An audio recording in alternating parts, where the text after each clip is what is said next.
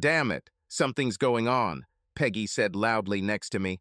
Watching the dance floor, I again wondered what she was talking about. I thought Peggy just talked too much. Everyone was talking about New Year's resolutions. Perhaps the best solution for me would be to stop listening to Peggy and stop communicating with her. I spent New Year's Eve mourning what I had lost. What aggravated my grief was that I myself was to blame for what was happening. My addiction ruined my life just as surely as if I had just given it up. Like a gambler who bets his entire life savings on one roll of a loaded dice in a casino. Just me and Peggy in New Year's grief. In fact, it was her idea to come to this boring party. Everyone around seemed to be laughing, dancing, and talking. They seemed to be having fun too. Peggy and I watched everything from a table at the edge of the room. I would like to say that our table was exclusive. Well, in a way it is. There was no one at our table except Peggy and me. Not that we planned it. It was just that no one was interested in dancing with us or having fun with us. They were more interested in pointing at us when they thought we weren't listening. I was sure that they were whispering about us. How dare we show up here? The party we were at was a huge New Year's celebration for our small town in Michigan. I guess there was a time when I would have really enjoyed this party. There was a time when I would have been among the revelers, wearing my funny hat and holding on to my husband as a lifeline. There was a time when I would pretend to dance among everyone else and scream at the top of my lungs. I say pretended to dance because all I did was move my legs, grinding against Gary as hard as I could. For me, the best part of a party was always what happened afterwards when we got home. Both of our children were born within 9 months of the New Year's Eve parties. Marion was conceived in our living room. We couldn't wait to go upstairs. Gary just tore my dress off, and we didn't even close the door. Anyone passing by could see us. And 2 years later, things were even worse with Benny. Gary just pulled me out of the hall and led me to the side of the building. We didn't even go home. God, how I miss those days. My sigh of frustration caught Peggy's attention. I know you hate her, but... Peggy began. Peggy, if you say one more word about this bitch, I'll walk out the damn door and leave you here alone, I interrupted sharply, surprising her with the rage in my voice. I looked across the dance floor at her, but focused on someone else. The one I could never take my eyes off of. The first time I saw Gary was at his company's Christmas party. He was 25 and had just started working as an engineer for the company. It was his first party at the company, and he didn't know anyone there. He was so shy and so uncomfortable that I felt sorry for him. I worked as a waitress at a party. My job was to keep a supply of drink glasses for the crowd. Even though we weren't supposed to flirt with clients, I couldn't resist him. At the end of the evening, I handed him the last beer can with what I thought was a dazzling smile. "Don't forget to use that napkin," I said. He looked at me as if lost. Luckily for me, I was already on the other side of the room when he discovered that I had written my name and phone number on a napkin. "Cool," he shouted so loudly that everyone in the hall turned to look at him. I continued serving drinks as if I didn't notice anything. I saw my boss look at him the same way everyone else did. "Maybe we should stop serving this guy alcohol," I said. She just nodded, but I noticed that she had a big smile on her face. Gary's enthusiasm and pure joy were so contagious that they infected everyone around him. Less than a week later, we started dating. In less than a month, we became a couple. Less than a year later, we got married, and every second with him was precious. I often told people that Gary was made for me. He was my perfect match. He was so devoted to me and our children that I was sure that we would never part. Our years together only confirmed that I was right. He was a great father, a devoted husband, and I loved him more and more as time went on. Our life together was happy. We bought our dream home and fell in love with our neighborhood. Our neighbors were wonderful people. Some of them had their quirks, but overall it was a wonderful place to live and a great place to raise children. "Hey," Peggy said, "do you think I should ask some of the shy guys to dance?" "Peggy, you are a grown woman. Do what you want," I said. It always seems to come out of nowhere, or at least it seems to hit you when you're not looking. It can be trouble, betrayal, pain, or sudden death. It can also be luck or unexpected success. Sometimes it can even be love. I truly believe that I am in love. I have all the symptoms. It's a dizzying feeling when I look into her eyes. That confidence that she is the most wonderful creature that God sent to this earth. That desire to protect her and kill anyone who tries to come between us. And most importantly, the belief that she has the same feelings for me and will never hurt me. I have this in abundance. However, as I prepare to blow her away, I hesitate. Nobody knows what I'm going to do. And even those few who are aware of the place and time of the event have no idea what I have in mind. For the last time, I wonder if I should do this. Will this really make everything better? They say it will improve our relationship. I have also heard that it will strengthen our emotional connections, eliminating doubts. My hesitation is not based on any number of doubts, no matter how small, that I am in love. Damn, I'm an expert on love. As I look across the dance floor, my eyes see Carol and her friend Peggy. The slight bitterness still makes me feel sick when I see it. Carol taught me how to love someone. I won't tell you how we met or how our lives turned out. I won't talk about our children, and I won't talk about how we expected to spend the rest of our lives or how we ever planned to spend our retirement years either. Let's just focus on how we live now and how we got here. Carol and I were married for 20 years. This was about 2 years ago. It was just before Christmas. Carol caught that strange strain of flu that's going around at the time. She was very sick. Naturally, being a devoted husband who worshipped the ground she walked on, I stayed home to care for her until she felt better. Both of our children no longer lived with us. Marion was married and lived in her own apartment, and Benny went to college. Carol took a part-time job working in the administrative department of a local hospital, which is where she likely contracted the virus. While she was sick, she had virtually no appetite. I barely managed to persuade her to try some soup. I used a lot of coaxing and declarations of love, like in teen novels, to get her to at least eat it. I knew for sure that she loved me after all these years. So telling her that if she really loved me, she should eat her soup seemed idiotic and unnecessary to me. But that was what I did. All she really wanted was for me to sit next to her on the bed and hold her hand. The medicine, the doctor told us, would help her recover faster, but would also make her fall asleep quickly. She slept most of the first couple of days. So, like any good husband, in her waking moments, I asked her questions about what she would like to eat. I then snuck out to the market while she was sleeping and bought lots of fresh fruits and vegetables because she seemed to want them. On one of these trips to the market, I ran into Misty Clark. When we first moved to our area, Misty and her husband, Steve, were among our friends. However, it had been several months since I had seen both of them. They seemed to disappear from our social circle. Misty was a small, almost bird-like woman who I never paid much attention to. To be honest, I never really paid much attention to other women besides Carol. But as I watched Misty that morning, seeing her periodically as I moved around the market, I noticed a lot about her. The first thing was that her face was much more attractive than I had ever admitted. Second, for a woman our age, that is, approaching 40 or already in the early 40s, Misty was very well built. I vaguely remembered running into her a few times at local 5K and 10K races, but like I said, we were never the kind of people who socialized much. Her slender, well-shaped calves and muscular legs were highlighted by her yoga pants. Her flat stomach and small but firm breasts could belong to a much younger woman. Carol, on the other hand, was larger. She had big breasts, a big soft ass that I loved to pinch, and thick legs to match. Maybe Carol could lose a few extra pounds, but most of the men we knew looked at her like hungry dogs at a steak.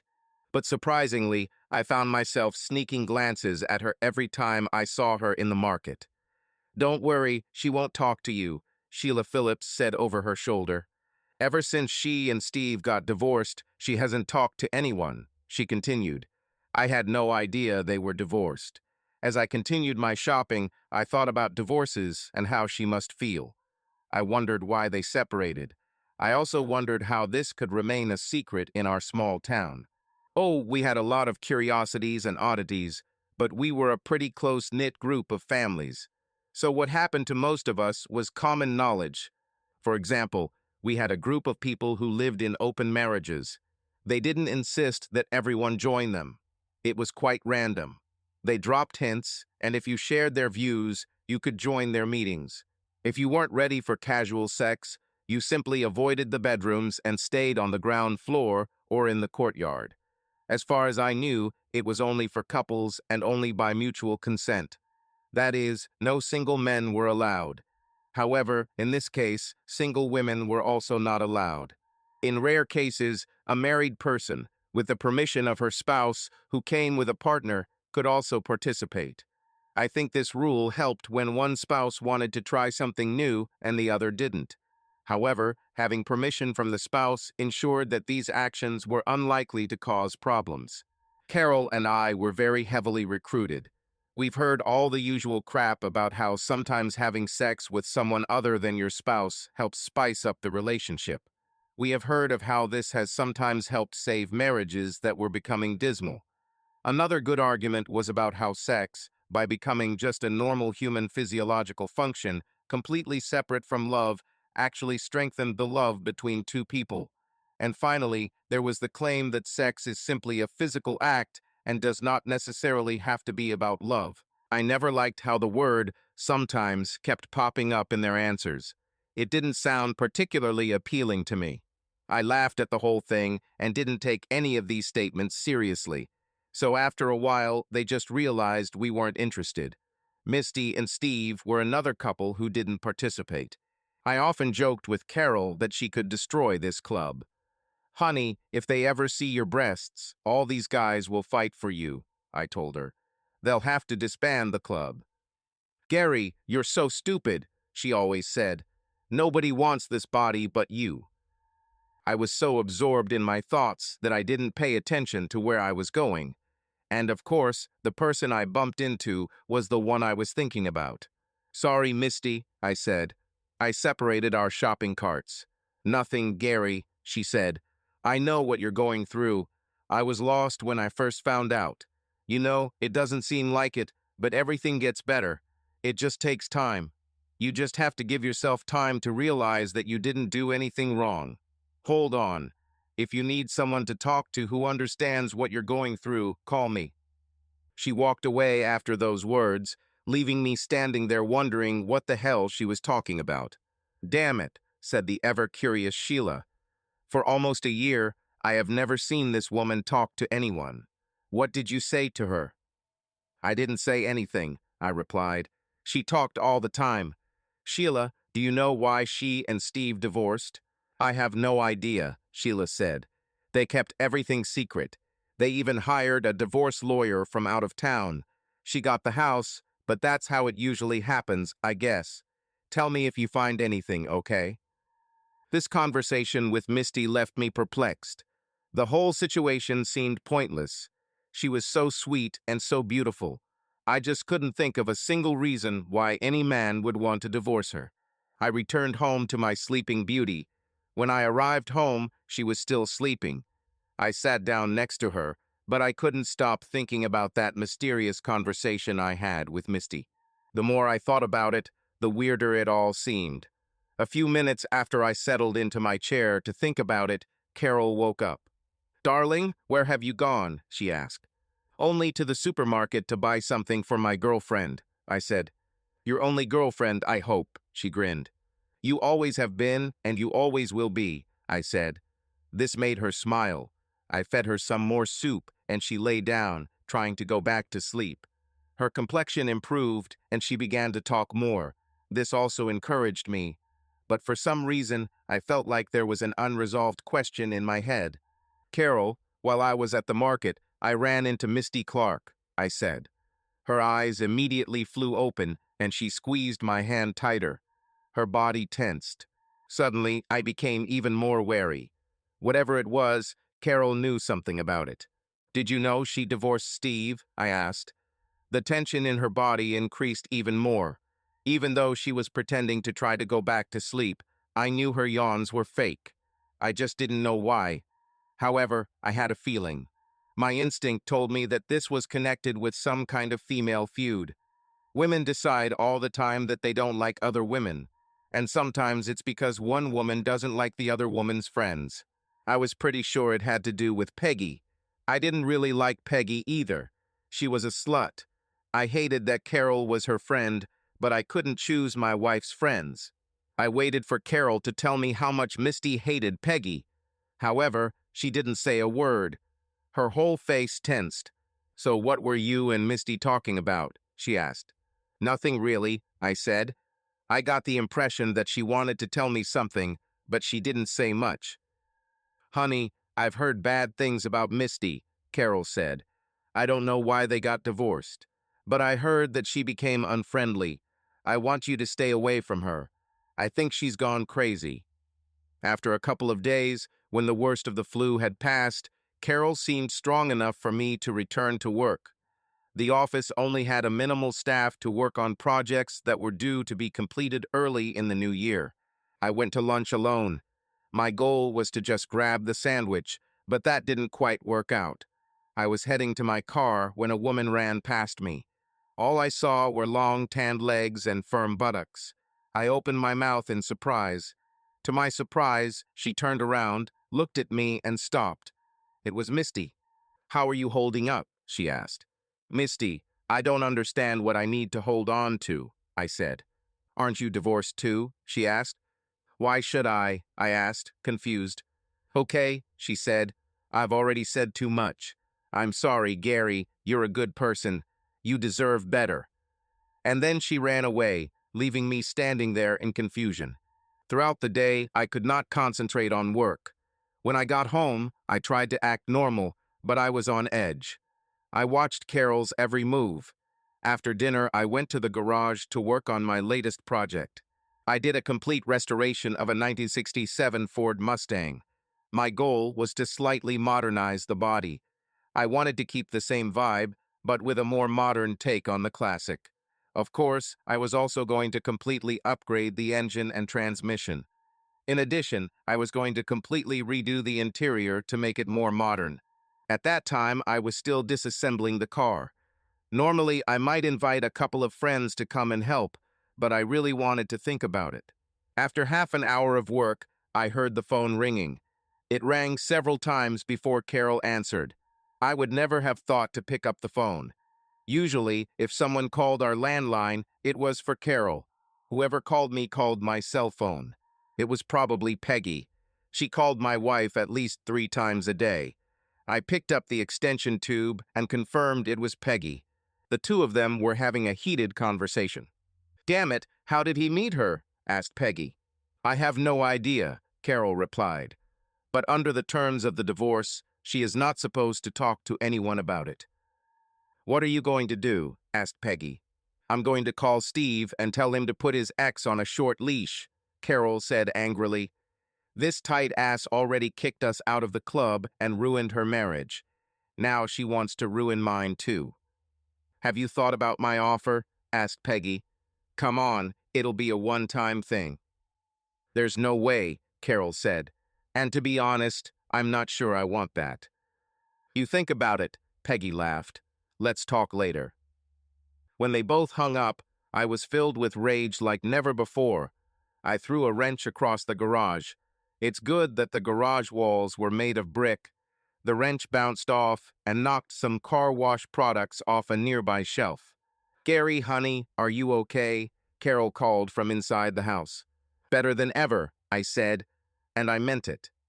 "Honey, I'm having trouble unscrewing some parts," I shouted. "I'm going to the store for an easy out." I knew she had no idea what an easy out was or what it was used for, or that I already had several of them. "Isn't it too late?" she asked. "Maybe we should wait until morning." "AutoZone is open until 9, I said. I grabbed my keys and headed towards the road. I got into my current car, a 2009 Mustang GT. That car was paid off, and since I really liked it, I started working on the 67 as a hobby project. First, I drove around the block to check out my neighbors, Chris and Emily Green. They owned the house right behind mine, and we often talked through the backyard fence. They also often jumped over the fence and used our pool. I knocked on the door gently, and Emily opened it. When she saw it was me, she let her robe fall open a little. "What brings you here on this beautiful winter evening?" she asked, her voice reminiscent of me West. "Why don't you just jump over the fence?" Better call Chris here," I said seriously. She nodded and called her husband. He came down the stairs and we shook hands. "Listen, guys, we have been friends and neighbors for a long time," I began. "On this basis, I ask you for the truth. Tonight, I overheard a conversation between my wife and her best friend, a local slut, which made me suspect that Carol was a member of your club and—" They looked at each other and Emily interrupted me. "I thought it would come out sooner or later," she said. "Listen, Gary, like you said, we've been friends for a long time. I almost feel like you're part of my family, and I'm really sorry about what happened, but it had nothing to do with us. We're victims just like you. Gary, we have rules designed to prevent things like this from happening. They deceived us and falsified documents." "Emily, calm down," I said softly. "I didn't blame anyone. I just want to know what happened." "Okay, Carol came to see us," Emily said. "She told us that there was a cooling-off period between you and you wanted a little variety. I was interested because of the thought of you joining us. Well, she told me that she wanted to join, but with a different partner, and that you were completely okay with that. Naturally, I was disappointed. She told us that you were having some problems and that her membership would be temporary while you were undergoing treatment. We've had cases like this before, and this is a really good solution. This way she could try out a lot of different partners and not have to worry about becoming emotionally attached to someone. Our rules prohibit any romantic or emotional attachments. So we gave her a form for you to fill out. I asked her if you would call us. She told me that you were ashamed of this whole situation, but she was confident that you would sign the form. I also asked her to bring a copy of your signature on a check or bill or some other legal document for comparison. But basically, I believed her. After all, we have been friends for many years. We see each other almost every day. The first time she came to one of our parties, it made sense. She was with Steve Clark. Steve has wanted to join us for many years. His wife, Misty, on the other hand, was quite shy and avoided us. I'm sure she's a good woman, but from the moment she found out about our lifestyle, she started avoiding us. She acted like I was some kind of slut. So the combination of Carol and Steve, both of whom had permission from their spouses, made sense. Anyway, to make a long story short, almost a year after they joined, I received a call from a lawyer. She threatened to make our activities public and name Chris and I, as well as everyone else involved, in the divorce case. It turned out that Misty not only didn't give her husband permission to participate, but she also sued him for serial infidelity. Your wife also had to be tried for the actions that led to the dissolution of the marriage. We expelled them both and banned them from participating. As far as I understand, nothing came of it. Steve and Misty settled before the case went to trial. She got a house, her car, and a huge alimony payment on top of half of their savings and checking accounts. She also receives half of Steve's pension. And guess what? Her alimony continues until Steve retires or she gets married. Steve also has to pay the mortgage on the house. This bitch got rich. We tried to keep the whole thing as quiet as possible so that no innocent family members were harmed or offended. I think you've noticed that while Chris and I are still friends with you, we barely talk to Carol and never without you. We've heard lately that Carol and her friend have been having a few parties with different single men. Rumor has it that it's mostly Peggy, but Carol is involved occasionally. Gary, I'm so sorry. I nodded. After I had collected myself a little, I looked at her. Thanks for your honesty," I said. My calm voice and unwavering gaze were just a mask. I was more furious than I had ever been in my life. I knew what my next step would be, and it wouldn't be pretty. I called a friend of mine, Joe Clark. Joe worked for the same company as me. I was a component design engineer and Joe was a CNC programmer. Joe was also Steve's brother. "Hey, Joe," I said into the phone. "I need to talk to your brother about some of Benny's grades for his senior year. Some of those classes were supposed to count toward college prep. Why the hell should I pay for him to take those same classes again?" "Gary, I don't need to hear this," he said. "I save every penny I can, and I still dread thinking about how much school will cost for my twins. Tell me everything you find out so I know too." He gave me Steve's new address. "Hey, Joe, Steve makes good money as a school principal, doesn't he? Why the hell does he live in an apartment?" "He and Misty broke up a while ago, and she got the house in their divorce agreement. Steve has to pay the mortgage and pay her child support. That bitch really has him down. From what I heard, she just asked him for a divorce one morning. I think she set him up." 10 minutes later, I stood in front of a building that was clearly not the best in the city. The apartments were mainly intended for low-income people who were just starting out in life. They weren't slums. They were well-maintained, and most of the people who lived in them were college students or people who had recently moved to the city and had not yet settled down. I found out what apartment he lived in by looking at the mailboxes. The man coming out of the elevator held the security door for me, and I went up to the third floor to Steve's apartment. I took the stairs 2 steps at a time, but that didn't relieve the tension I was feeling because of my anger. I knocked on Steve's door. He answered, opening the door slightly. I saw a thick security chain through the gap. "Gary," he asked, "what do you need? My brother called me and said you needed information about Benny's classes." "They were college preparatory classes," he said. "They don't give college credit. They don't transfer." "Steve, I need you to open the damn door before I kick it down," I hissed. "Gary, I'll call the police," he said. "Here," I said. "Use my phone. I've already dialed 911. You just need to press the call button. But remember, when the police arrive, they'll want to know why I'm here. And when I tell them I wanted to talk to you about why you slept with my wife, I'm not sure they'd want someone like you running a high school and raising all these impressionable kids. It's a small town." Before I could finish, he opened the door. "Jesus, Gary, not so loud," he said. "Someone might hear. You could ruin my career." "You mean the way you ruined my marriage," I said as I entered his small apartment. "You mean the way you ruined my life and my children's lives, and even impacted the lives of my grandchildren." He just looked at the floor. "Listen, Gary, I'm really sorry," he said. "But you can't tango for two. In fact, you should be mad at Carol.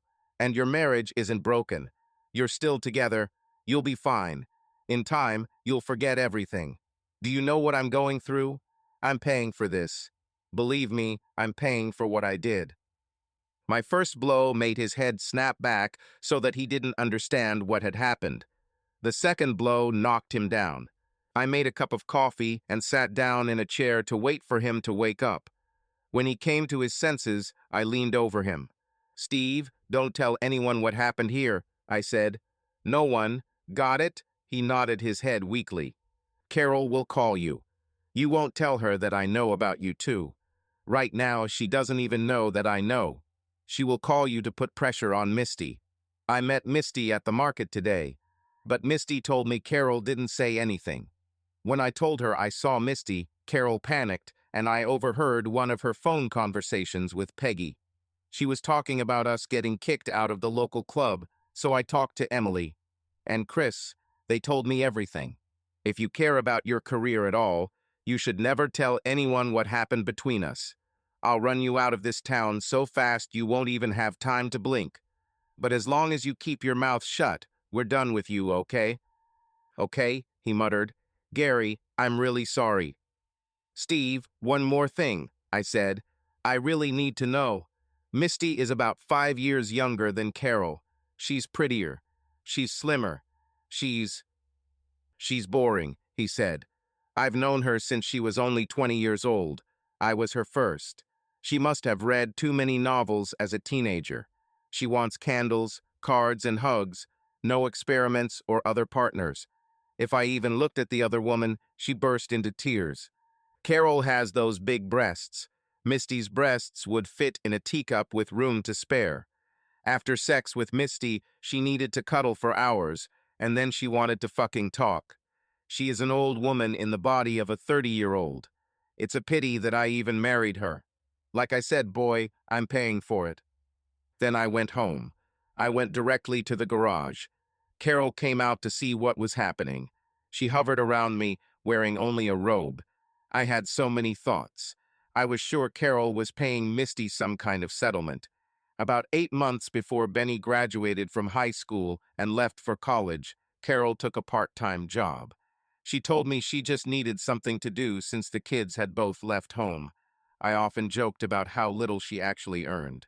However, now that I had all the facts, I was pretty sure that Carol was giving most of her salary to Misty as compensation for the lawsuit. "Darling, when will you come to bed?" Carol asked. Normally, I would have rushed to her as soon as she said that. Usually, I could barely restrain myself from touching those big breasts Steve was talking about. "I'll be there soon," I said. She frowned as she walked back into the house. I stared after her, wondering how stupid I must have been to never notice what she was doing. The next day, I got up early and went to work. Carol was disappointed that I was going back to work. I didn't actually go to work. I left the house at the same time as if I were going to work. I went to a local electronics store and bought a few things. Then I went to visit Chris and Em again. I found out the name of the lawyer Misty used in her divorce. I called and made an appointment for the same day. I returned home at lunchtime. I told Carol that I missed her and just wanted to see her. While she was preparing lunch for me, I installed the call recorder I had bought earlier on my phone. I also installed a couple of small cameras around the house. When I left home, I went to the lawyer's office. We had an interesting meeting.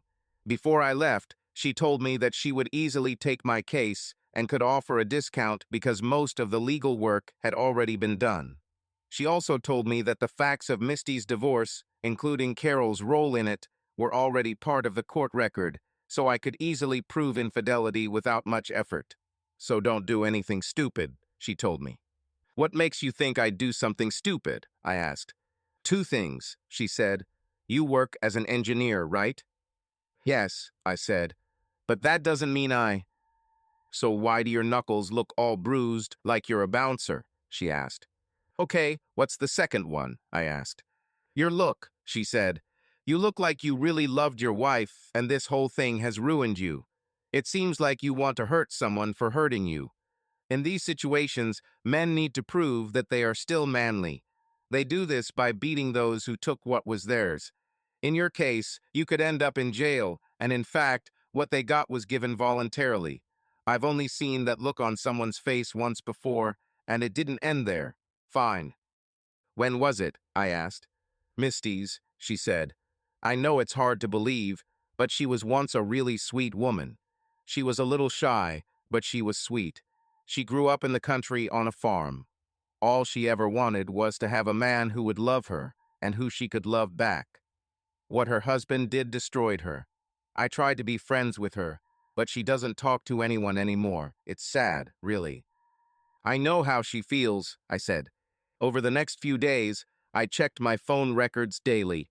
It wasn't until December 29th that I heard something I could use. "Carol, you have to find a way to come," Peggy said. "It's going to be special." I invited Fred, Barney, Larry, Shemp, Curly, Mo, and Joe. Even Shemp agreed to come, but he won't be able to stay long. He'll be at Emily's party with his wife. Can you imagine? He'll sneak out of the party to come to our little party. Fred is supposed to bring some guys from work. It would be much better if you were there. "Peggy, unlike you, I have a husband at home. I have no idea what we're going to do for New Year's," Carol said. "He asked me yesterday if I wanted to go to Chris and Emily's party. It would have been a disaster. Half the people at their club still hate me. Someone could have started talking, and I could have lost Gary. The later it would be evening, the more likely it is that someone will get drunk and start talking. We'll probably just sit at home like two old men and watch TV." This gave me an idea. The first thing I realized was that I knew all the guys she mentioned. The next day, another fake workday, I put my plans into action. First, I visited Fred. I waited until he left his apartment and followed him. Fred worked as a construction worker. He was divorced and also worked as a coach in a local little league. I caught up with him just as he was about to get into his truck. I pushed him on the shoulder, and when he turned to see who it was, I hit him as hard as I could. If I expected a struggle, I was disappointed. "Okay, take the money," he said. "Only $22. You can have it." Then he looked at me. "Gary, what the hell are you doing? I think you broke my jaw," he complained. "What did I do to you?" "How many times?" I shouted. "Okay, listen," he said. "It only happened a couple of times during the season, but it was for the good of the team. If I had let your kid play, we would have lost for sure. A boy can't hit a bus stopped at a traffic light. And you, Gary, have to admit that he throws like a girl. It's not your fault. I'm his damn coach, but I hit him with the back of my hand, silencing him. "I'm not talking about baseball, asshole," I said. "How many times have you slept with Carol?" He immediately turned pale. "Gary, I'm sorry, man," he mumbled. "After my divorce, I was lonely. I was desperate. So I went to Peggy. Hell, I did it on the side. Peggy is the biggest slut in town. Nobody wants anyone to know they're sleeping with Peggy, but half the guys in town have done it. Carol has been there once or twice. She's not like Peggy, she just doesn't let guys kiss her. With someone else's wife, if he knew that no one would find out." "I am," I said. "Fred, you have two choices. One, I'll name you in my divorce. I'll smear your name. You'll lose your job coaching your kid's baseball team and any respect you've ever had in this town. Don't forget, your boss, the mayor's brother. Oh, that wouldn't look good on you, would it?" His eyes were full of horror at the thought of what I suggested. "Or you do exactly what I tell you. You keep telling Peggy and Carol that you'll be at their little party, and you'll do whatever they want. You give me all the information about the place and time of the party. And on the day when that happens, you'll avoid all the trouble I'm going to cause there. After that, I'll forget everything I know about you, and we'll have a clean slate. However, if you warn Peggy, Carol, or anyone else, we'll be at the party, all bets are off." "I choose the second option," he said. "I'll call you as soon as they give me the details. Gary, can I go to work? I'm already going to be late." I just turned and walked away from him. I caught Barney leaving work that evening. My first blow didn't knock Barney down. In fact, he hit me back. He hit me on the cheek, which made me even more angry. I grabbed his arm as he tried to swing again and threw him to the ground. I think he expected me to try to dive on top of him and start hitting him like they do on TV. To hell with it.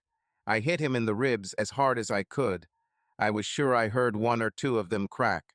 He had trouble breathing and raised his hands. "Gary, wait," he said. "I've already had one heart attack. I'm breathing heavily. Are you trying to kill me? Can we talk about this?" "Talk about what?" I asked. "Come on, Gary. You're a good guy. Don't treat me like I'm an idiot," he said. "We've never hurt each other with a word. The only thing that could make you this angry at me is Carol, right?" "You got it right on the first try," I said. "What I don't understand is why, like you said, we were never enemies. And even though we're not close, you're someone I would consider a friend. Why would you do something like that to me?" "Listen, I know nothing I say will fix this. I'm leaving town. Let me finish the work week, and I'll leave Monday morning." "Why are you doing it?" I asked. "Gary, Carol means nothing to me. It was sex. There's no difference between her and Peggy to me. It was just a chance to satisfy a need. It was very poor judgment on my part, and there's no excuse for it. I'm not married, and after I had a heart attack last year, I felt my mortality. And you married guys don't know how lucky you are. You don't have to wonder where the next piece is coming from. Carol probably has everything you have. You want it when you want it. I've never had it. So I have to take what I can get. But I swear I'll never touch a married woman again." "But why leave the city?" I asked. "You were born here. Because every time I meet you or Carol, you will both feel bad, or at least strange. My presence here will create tension in your marriage, he said. I was shocked. Barney was the only guy who expressed any concern about the marriage he helped destroy. Barney, I have a proposition for you, I said. But that doesn't include leaving town. You don't have to worry about Carol and I. We're done. What do you mean, are you done? He asked. He seemed almost as devastated as I felt. Gary, she loves you. It was just sex, damn it. She won't even let anyone kiss her. You have kids. You can't be serious. Is it one of those man-ego things? You don't want her because another man got into her bed, Gary, would kill her. I don't want to be even partially responsible for the destruction of the family. Barney, this isn't about ego. It's about trust. It's about love, I said. I can never trust her again, and I love her. It tore my heart, and I don't know how I can go on with my life. But I just can't see myself with her anymore. Maybe there really is a little ego in it. One of the things that makes us human is a little bit of self-respect or self-belief, and that pride doesn't allow me to live with someone who could hurt me like that. He simply nodded and sat with his face in his hands. Damn, Barney, if you want her so bad, you can have her. I'm out of the game. He suddenly looked at me as if I had gone crazy. Why the hell would I want a woman who cheats? He asked. We both suddenly laughed. I explained to him what I wanted him to do, and we parted ways. After that, I had one more visit to make, and it was hard. I drove to a house that was just a few blocks from mine. I've driven past this house many times, but this was the first time in a long time that I was this close. I noticed that the house was changing from being a house back to being a home. Home is a place filled with love and hospitality. A house is just a box to store your things. This house has lost something. I knocked on the door, still hesitating whether to stay. Nobody came to the door. I raised my fist to knock again, but decided not to. I was about to leave when the door opened, and she was standing there. There was that awkward silence where neither of us said anything. Then she just opened the door and let me in. After a few stuttered words, the dam broke, and we both poured out our pain in a conversation that only those who had been betrayed by those to whom they had given all their love could understand. We talked about emptiness.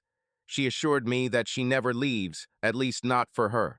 We talked about the inability to trust people. I've already had this, and my divorce hasn't started yet. Finally, we talked about the need to do something. Making a statement that says, damn it, I'm human and I loved you, and you hurt me so much that I can never love anyone again, you bastard. It happened as soon as I said it. The corners of her mouth loosened slightly. Then they rose a little, and suddenly it just exploded out of her.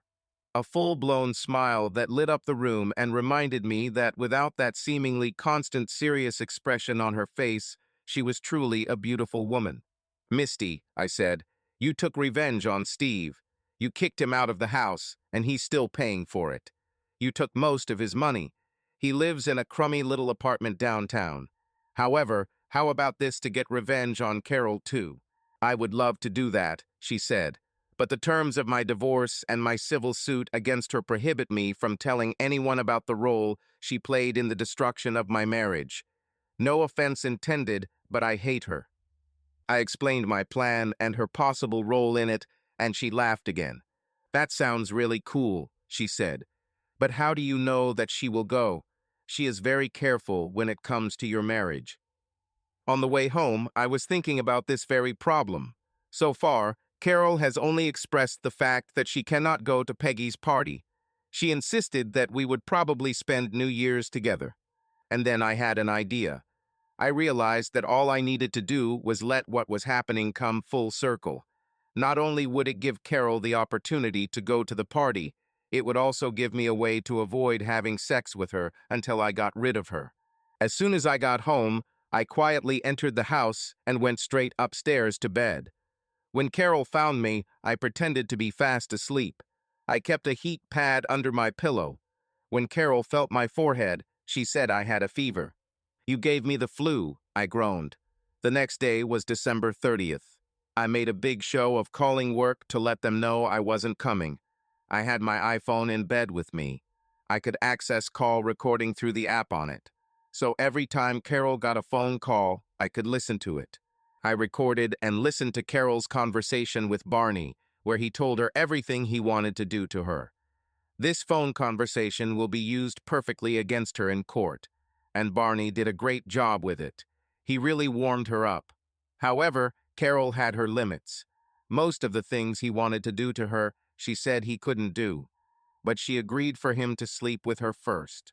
By lunchtime that day, I knew this would happen. Carol came into the room and handed me a couple of pills. I recognized them as the same ones she took for the flu. These pills could send the average person to sleep for 4 hours or so. I was sure that she would give them to me the next evening. I pretended to take the pills, and Carol watched me like an anchor. She constantly looked at her watch to see how quickly I would fall asleep. Once she thought I was asleep, she called Peggy again and told her she would be at the party, but that this would be the last time she would ever cheat on me. Peggy was happy, but she doubted Carol would ever stop doing this. New Year's, and my poor husband was sick as a dog. I felt terribly guilty for what I had planned. One of the things that made my guilt so terrible was the realization that as a life partner, I was terrible. Just a few days ago, I was sick. Gary was with me the whole time. He even took a day off from work. The only time he left me alone was when he went to the market to buy things to make me feel better. His good intentions almost caused my house of cards to collapse around me. If Misty had actually said something to Gary, I might have lost him. I needed to reconsider my life. I've already made my decision.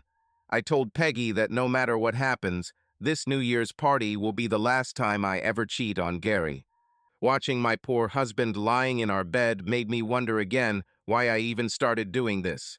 I told myself that a little variety helped ignite our relationship. After every time I did this, and there weren't many of them, I became insatiable with him. Perhaps it was my mental state, but he seemed to enjoy it. For my part, I believe it was due to guilt. I felt so bad about doing something with someone other than my husband that I just physically had to give him as much sex as he needed. I think it was a mathematical dilution. In other words, the more sex I had with Gary, the less serious my crime seemed. If out of 100 times 60 were with other men, I would not deserve my husband. I would be a real slut. If it was 5,050, I would still be pretty bad, but not quite as terrible. How low did this ratio have to be before I could consider myself a good wife again? I could never be perfect. Mathematically, the expression, once you cheat, always cheat, makes sense. This means that even after one time, I can no longer be a 100% perfect wife. Even if the ratio was 200 times with Gary to one time with someone else, I could never reach 100%. Looking at Gary made me want to cry. I was sure that Gary had never cheated on me. Ever since we first met, all he did was take care of me and treat me like a damn princess. This man worshipped me. Not that I deserved it, but he really loved me. Over the years, while I gained weight, his love remained the same, if not stronger. One day, I asked him about this. About 2 years ago, we had breakfast together. The night before we watched that terrible Victoria's Secret fashion show. Well, we watched about half of it. Gary started rubbing himself against my leg during the show. He was not himself. This was the maximum my husband could dare to do. Initially, I was not in the mood at all. Gary didn't care. I felt bloated and fat looking at all these unnaturally thin girls. That's what they were. They could not be called women. Most of them either did not have breasts or they were artificial, alien breasts on a stick.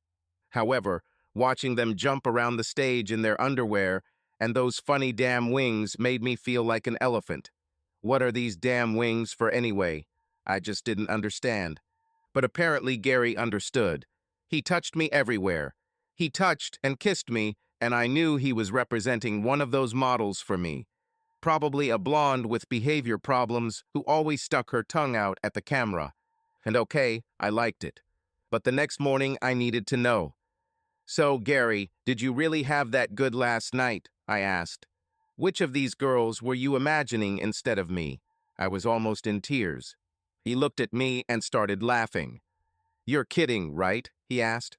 What's so damn funny? I squeaked. I know I'm getting older and fatter.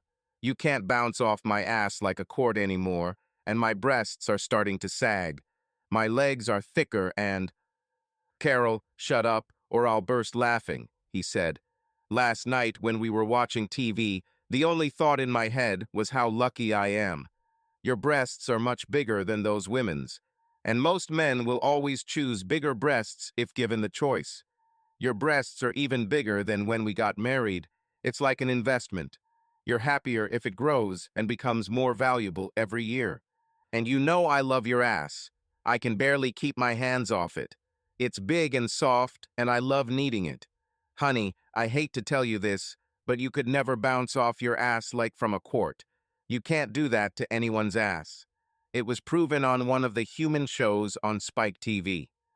So what got you so excited last night? I asked, wiping my tears. It was when I saw those bony girls on TV that I realized there was a real curvy woman next to me, he said, and she's mine, and I can do whatever I want with her. It just drove me crazy. I'm sorry. I snatched the bacon from his hands. You should be apologizing, I said sharply. What you did was just wrong. I thought you liked it after we started, he said sadly. I liked it, I replied sharply. Then why should I apologize, he asked. Because you stopped, I said. I grabbed his hand and pulled him back to our bedroom. Even as the memory grew fainter, I wondered why I did what I did. There was really no reason for this. My life with Gary was as perfect as it could be. I was a fool for risking it, and I knew it. However, even when the rational part of me was spitting out facts and figures, math and logic, I knew I would do it anyway. I was also aware that I might give it up for a while, but eventually I would probably do it again. Cheating is an addictive behavior. It wasn't real sex. Let's face it. I love this man more than I can express. He knocked me out twice. I think the thing about cheating isn't really the sex. The point is that I'm doing something I shouldn't be doing. That's what makes it exciting. In our society, where everything is possible and very little is actually taboo, I'm doing something wrong. There's also the thrill of knowing that if I get caught, I could lose everything. This is very similar to what players experience. This is the kind of excitement when you literally bet everything you have, every cent you own, on one spin of the wheel. God help me. I spent the rest of the day holding Gary's hand while he slept. God, I loved this man. He gave me his love and affection so easily and completely. I knew that after that evening, I might be able to give it up. I could do anything for Gary. At 6 o'clock, when it began to get dark, I began to get ready. I made Gary a bowl of his favorite chunky soup and woke him up. I was hoping we could talk a little like he did with me when I was sick. Was it a guilt reaction or something else? Why did I feel so bad? I've never felt this way before, and I've done this off and on for years. And then it came to me. Usually when I cheated, it was on the spur of the moment. Even with Steve, there were times when he would call me, and I would immediately rush somewhere to meet him. This was never planned. We just took advantage of time and availability, which made it all pretty random. But this time, everything was planned. I deliberately planned to leave to have sex while my husband lay sick in our bed. What if there was a fire? What if he goes into a coma from the pills? I just didn't know. However, I was still going. There was no stopping me. Gary couldn't eat the soup, and although he had a fever, he looked terrible. Even without the pills, he could barely stay awake. I feel terrible, he groaned. Sorry, I ruined your New Year's Eve. I started crying right then. I didn't mean to do this. I sat down next to him and turned on the TV. A few minutes later, the phone rang. Hey girl, I'm in the room. Hurry up, come over.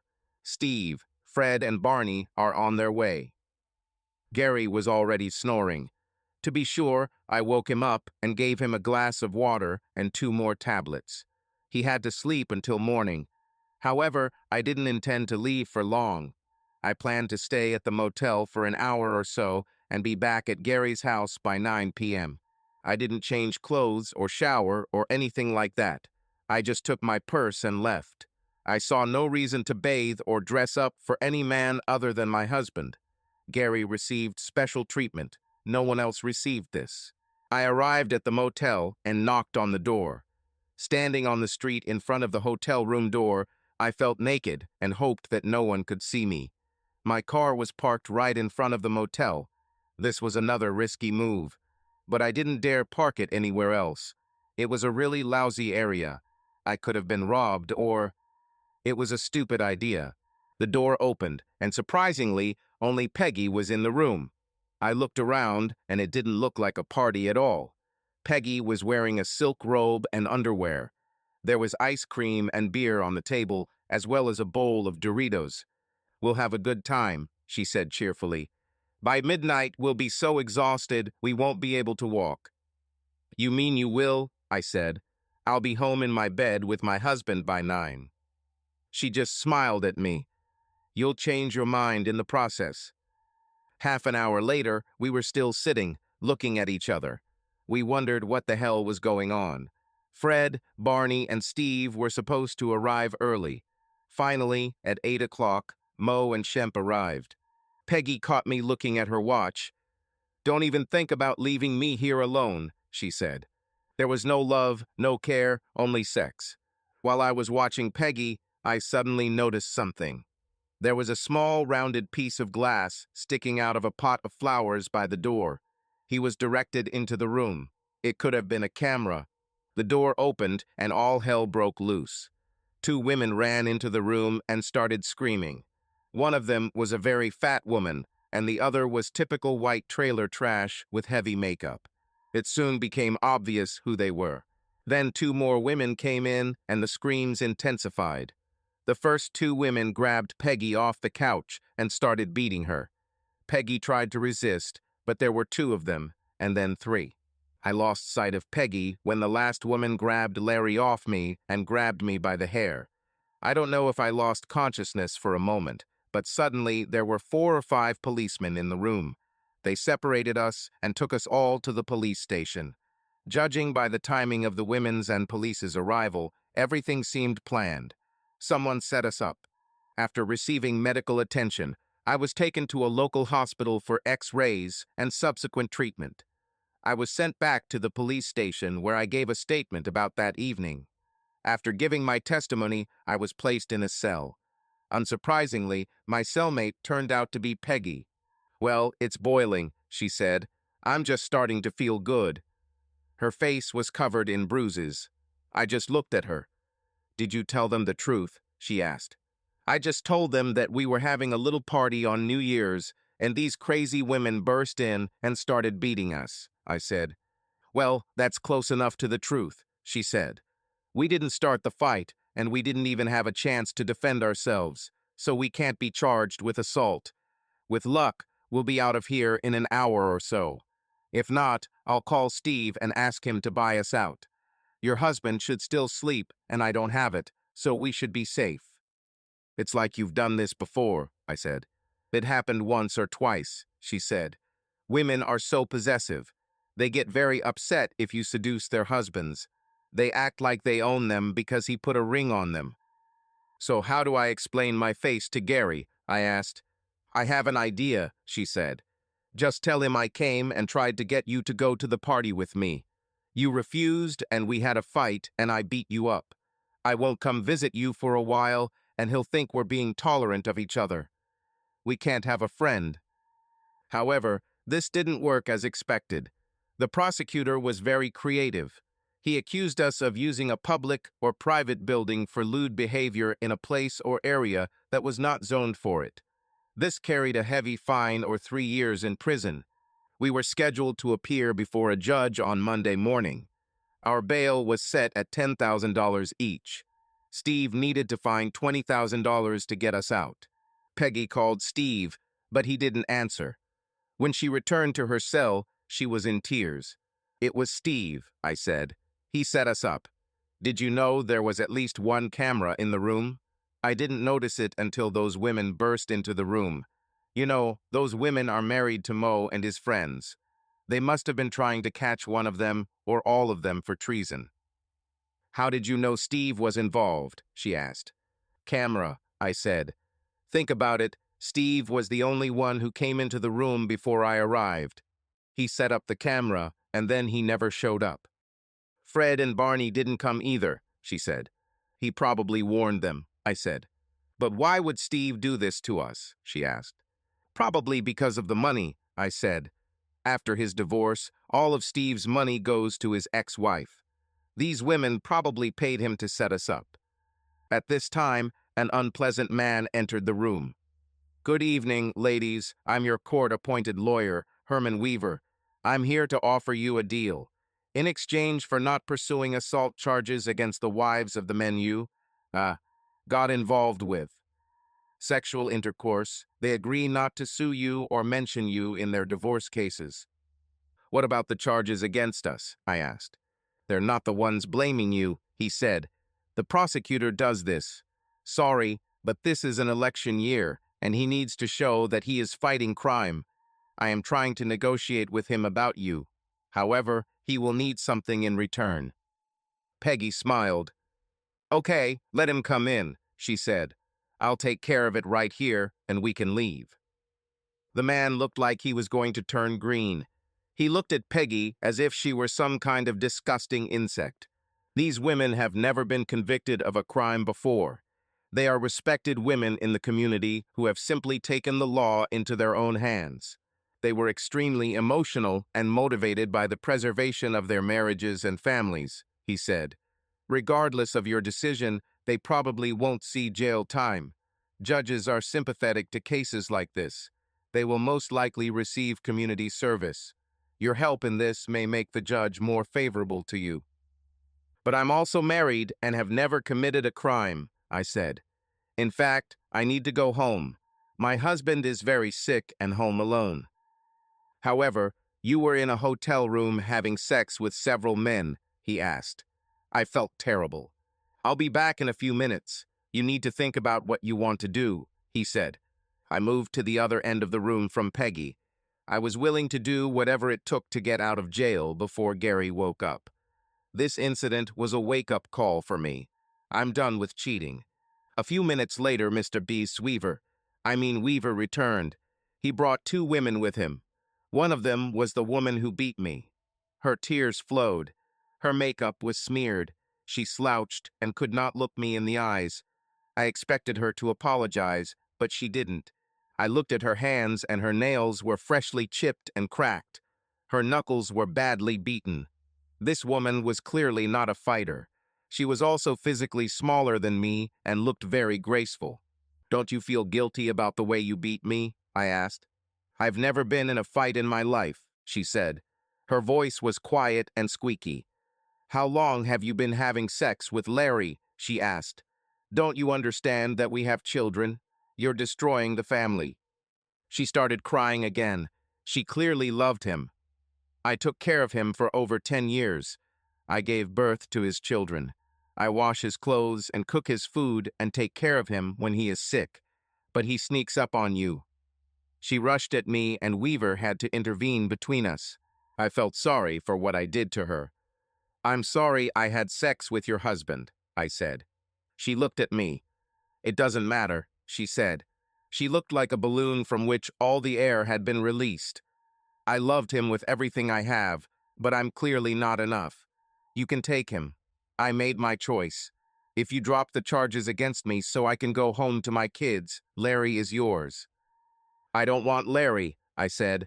Tonight was the first time I saw him. I have a husband and children. I just wanted to spice up my marriage. If you answer a couple of my questions, I'll drop the charges.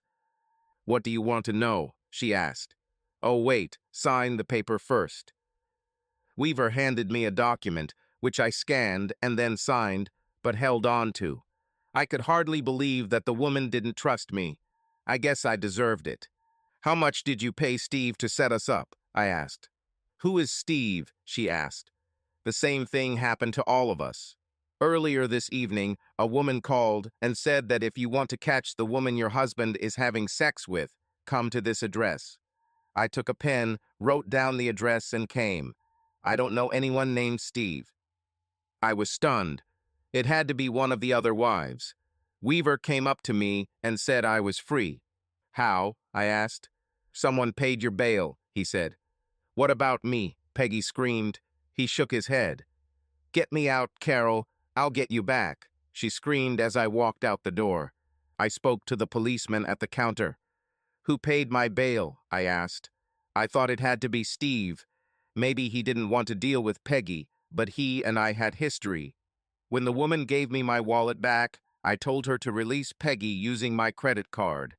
There's a problem with your card, she said. She says to contact your financial institution. I gave her another card, but the result was the same. Don't even ask, she said. We don't accept checks. I walked out the door to find a small woman in a beautiful dress waiting for me. She seemed familiar, but I couldn't remember who she was. Wait here, she said, and then walked away. She returned to the front, driving my car. She came out and walked towards me. She was thin, but shapely. The dress was a beautiful, iridescent shade of blue that matched her eyes. Her long legs were so toned that she didn't wear stockings. Their healthy shine radiated right up to the extremely high heels on which she balanced precariously. Despite everything Gary said, I would die to be built like her. Then I recognized her. Misty, I said. Why did you ransom me? Just helping a friend, she said. But I thought you hated me, I said. I hate it, she answered coldly. You're not that friend. I like that. She handed me a stack of papers. I'm not a bailiff, she said. So these are not official documents. They are only copies. Please note, however, that the restraining order in the stack is real and will be enforced. You are prohibited from coming within 500 feet of Gary's home, his place of employment, and his person. He wants nothing to do with you in general. Any contact must be through your lawyers. All your belongings and personal belongings are in the car or in the trunk. There is enough gas in the car to drive you to your parents' house in Ohio. These documents will be delivered there by courier in 2 days. I was told to tell you that he loved you more than anything in his life. He will leave it up to you to decide how to tell the children the reason for the divorce, but if you lie to them, he will tell them the truth, and he has proof. Now he arranges a line of credit for you, which will be deducted from the final payment amounts. I was told to tell you to drive carefully, but I don't care. He even bought you food in case you got hungry. I ate your fries, so sue me. Oh yeah, if you miss another payment on your settlement with me, I'll drag you to court and you could go back to jail. I was shocked. It was so stupid. I should have expected this. I always knew what would happen if I got caught, but the pain I felt was off the charts. And everything she talked about. My parents will find out. My children will know. I never thought about all this, and she said he had proof. Then it dawned on me that it was a video camera. It wasn't Steve who set us up. It was Gary. So you got your revenge, huh? I told her mockingly. I used your stupid husband, so you used mine. I never tried to ruin your marriage. I didn't want that. You ruined your marriage. So Steve needed a little variety. He told me you were terrible in bed. If it weren't me, it would have been someone else. You're lucky it was me. I didn't want Steve. You ruined my marriage for nothing. I just collapsed there on the steps of the police station. Her voice sounded as cold as ice. I never slept with Gary, Carol.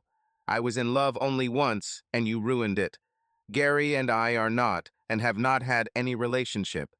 The information about my divorce and your role in it did not come from me. As far as I understand, Gary told you about our chance meeting at the market. Like any good husband, he immediately went home and told his wife. You then got excited about our chance meeting and told everything to your friend. Gary accidentally overheard your conversation, then he went and beat up Steve, who probably told him everything. He ran all over town catching your lovers while he was setting this up. Gary understands my pain. He knows what it's like to lose someone you love because of his own selfishness. So, knowing that, he offered me the opportunity to get this little revenge, and I took it. She walked away, and a car I knew all too well pulled up to pick her up. My heart broke as I watched Gary's car carry the woman who had just destroyed me into the night. "Gary, why did you want me to wear this dress to deliver the divorce papers?" Misty asked. "Because you look stunningly beautiful in it," I said. "I hope that giving you a little of what you got will make you feel better. I know the pain probably won't go away completely, but I hope it will make you happier." "It really is," she said. "More than you think. What do you mean I'm beautiful? I don't have breasts." "Misty, a woman is more than just two piles of flesh on her chest. And this dress is perfect for the party we're going to," I said. We pulled up to my house and walked around the block to Chris and Emily's house. "Gary, I can't go in there," she said. "Misty, we'll just come in for a while," I told her. "When you want to leave, we will leave." Emily met us at the door. She was glad to see us. Misty was shy at first, but I held her hand, and she gradually relaxed. An hour before midnight, Emily came and picked her up. They went to the kitchen and talked for a long time. I saw them from the living room where I was sitting waiting my turn on the Xbox and talking to some of my friends. No one in the city yet knew what happened to Carol.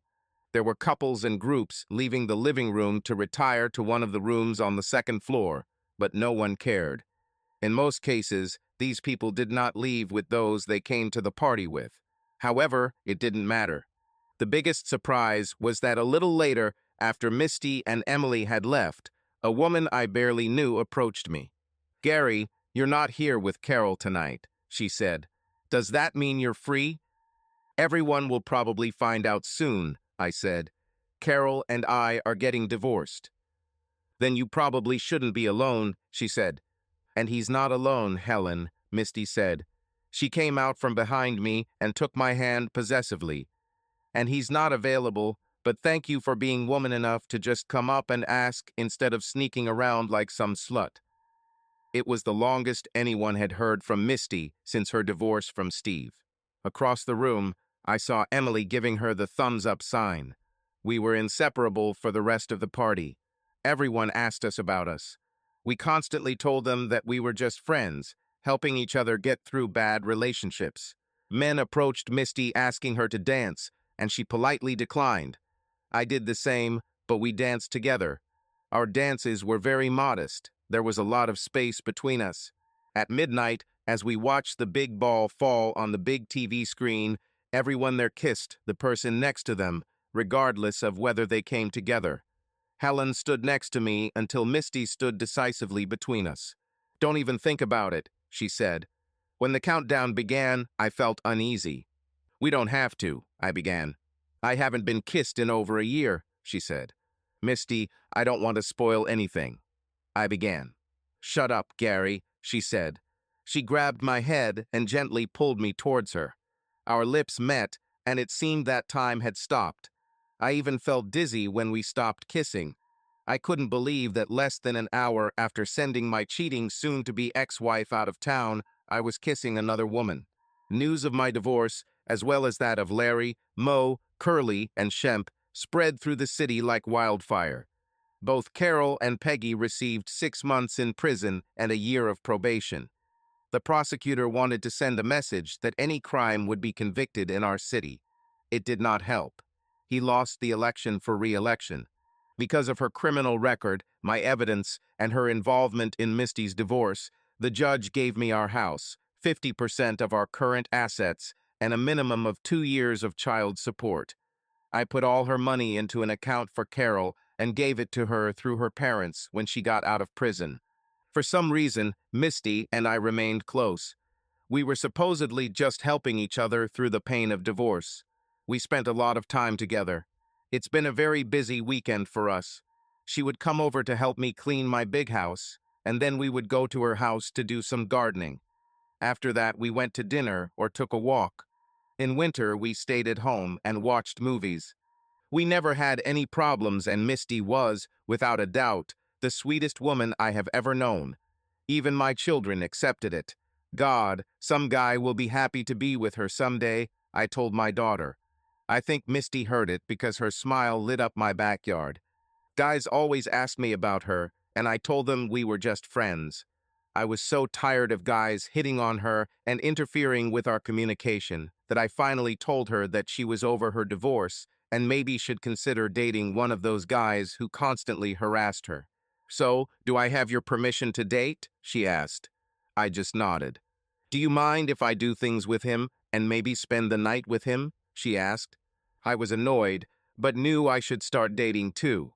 It's been a year since my divorce and almost 3 years since hers. "Misty, you're 35 years old," I exploded.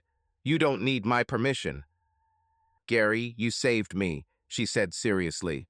"If it weren't for you, I would still be alone and never leave the house. I would have no friends, and everyone in town would still call me that strange woman.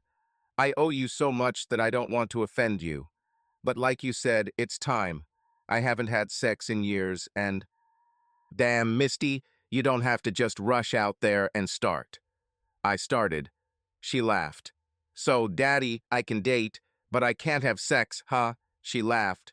"Well, I talked to Emily and she—" "Do what you want," I said. She grabbed my hand as I tried to leave. "Gary, I'm not like that," she said seriously.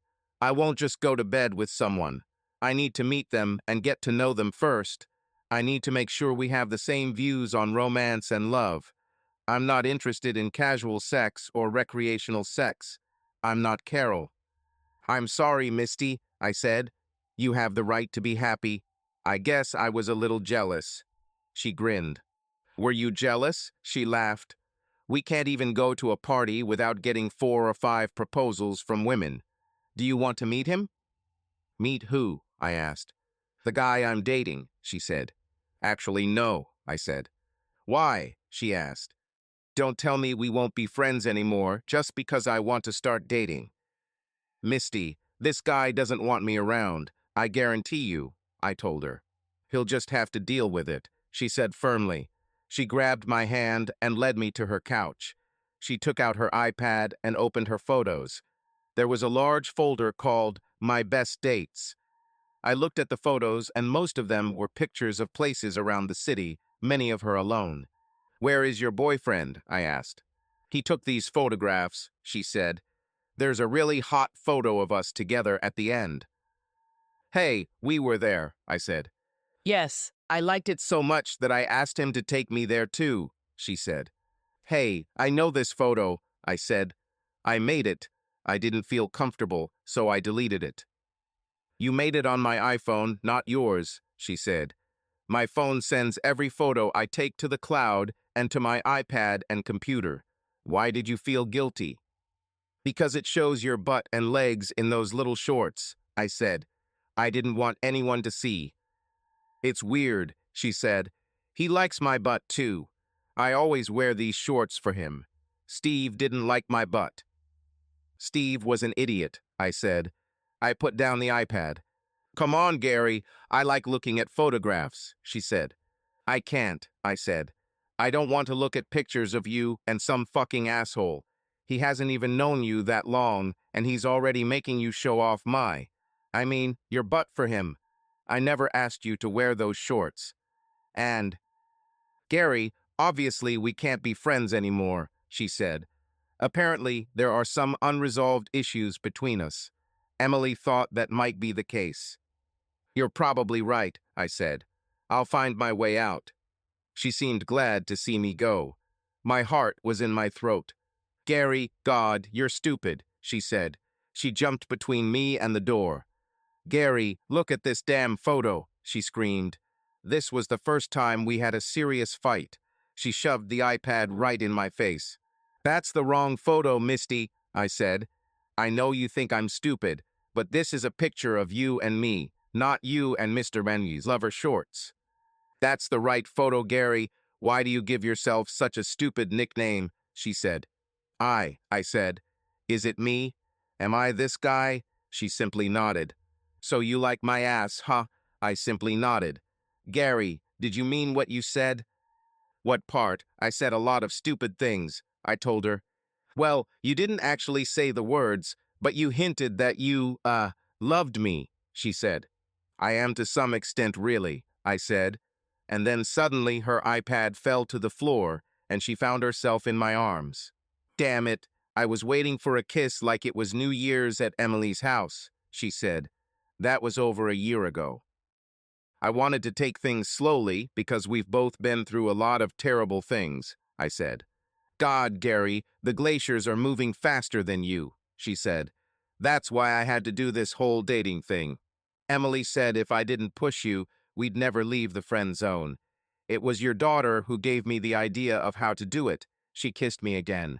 That bitch Emily was so good at throwing parties that she was now throwing holiday parties for the whole damn town. It was really strange that a woman who threw debauched parties at her home was respected in a city where Peggy and I were outcasts. Over the past year and a half, I have tried my best to fix my marriage. Hell, I started doing this back in prison. I wrote a couple of letters to Gary and gave them to the kids to pass on. As soon as I left, I went to him. I wanted to talk to him and try to explain. I wanted to at least apologize.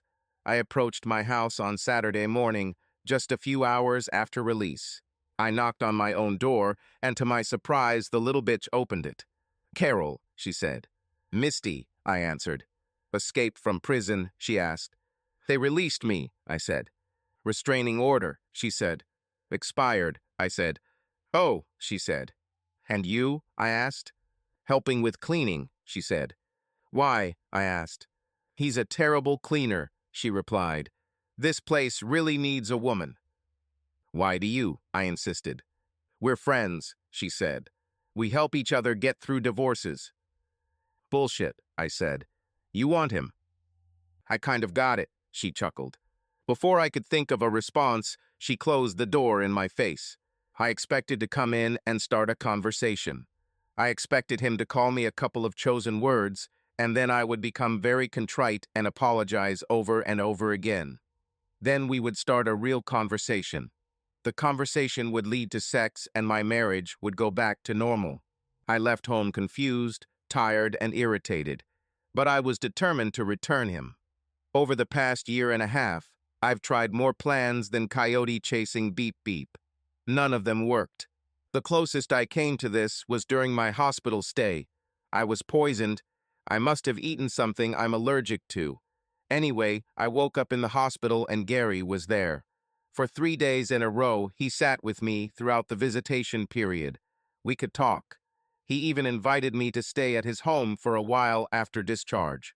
All this made me think that we still have a chance. This never happened. Small Blonde came. She actually told me that she hoped I would get better and brought me a card, flowers, and magazines. While Gary went off to ask for something for my flowers, we talked. It won't work, she said. What? I asked. I told him I don't mind if you stay with him for a while, she said. He moved on. He forgot about you. So he even forgot that you were allergic to seafood. How could you know? I started. Marianne told me at a barbecue by the lake. She wondered if her children would inherit your allergies. They tend to skip a generation. So go ahead and try it. He won't bite. Gary's not a cheater. He loves me. So your big breasts and that a fat ass will only make him appreciate what he has more, she said. At least try to leave with dignity. You have children together. Your scheming to cheat on him cost you your marriage. Don't let further scheming turn you into someone he can't stand to be in the same room with. Gary came back with what must have been a joke. It was the ugliest pottery I've ever seen. See you later, honey, she said. She stood on her tiptoes and kissed him. And it wasn't just her kiss. He, too, disappeared into this kiss. Their bodies seemed to melt together as if they were made for each other. Just watching them kiss made me feel like I was watching someone having sex. My husband has really moved on. It also made me realize that Gary and I are just different. We have different ways of loving. Gary and this baby only loved one person, and they loved that person with all their being. They were simply unable to have sex or even kiss anyone else. Sex for them did not just accompany love. He was literally in love. Steve and I had no chance of getting them back. None of them would ever forgive the one who betrayed them. If she died, I still wouldn't have a chance with Gary. I left the hospital and have tried to live my life ever since. It's a small fucking town, so I saw them a lot. They were so cute together, it drove me crazy. She basically moved into my damn house with him and gave Steve his house back. Yes, that's it. She didn't sell the house and keep the money. She gave it to Steve. She also allowed him to reduce the amount of child support. She said she was happy and thought Steve had already paid enough. Peggy and I became outcasts in the town where we were born. It bothered me, but Peggy didn't care. Peggy always landed on her back. No, not on her feet, on her back. And she liked it. She has been acting very strange lately. She thinks we need to move to another city.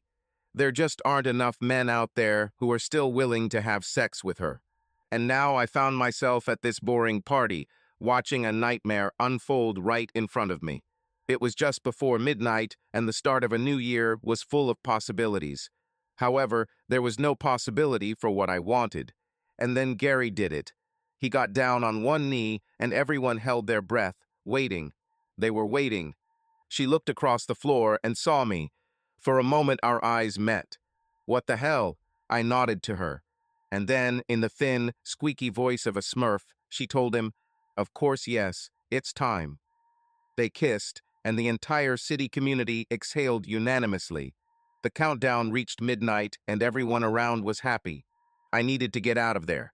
"Hey, Carol, do you want to dance?" Someone asked me from behind. I turned around and saw Steve in front of me. "I'd prefer sex," I said. "No strings attached," he said. "No romance," I said. "No emotion," he said. "No relationship," I said. "Can we just go and do this already?" asked Peggy, who appeared upon hearing the word sex. Subscribe to our channel so that your second chaff doesn't cheat on you, and go ahead and listen to the next story, because this story is nothing compared to the next one. If you're under 18, don't even think about listening to the next one.